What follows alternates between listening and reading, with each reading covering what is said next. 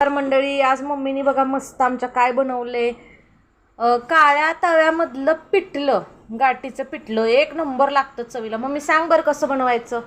धन, जिरं, मीठ, मिरची घातलंय त्याच्यात. हे सगळं वाटण करायचं. हिरवी मिरची, धणे, जिरे, कच्चा शेंगदाणे याचं वाटण करायचं आणि मस्तपैकी असं फोडणी द्यायची तेलामध्ये त्याला आणि काळ्या तव्यामध्ये. त्याच्यानंतर थोडंसं पाणी टाकायचं. आता हे पाणी उकळी येऊपर्यंत आपण थांबूयात.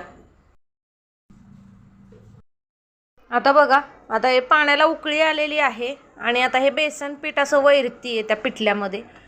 आणि थोड्या गाठी होतातच ॲक्च्युली, पण त्या गाठीचं पिठलं खास करून त्यासाठीच म्हणतात, चवीला एक नंबर लागतं.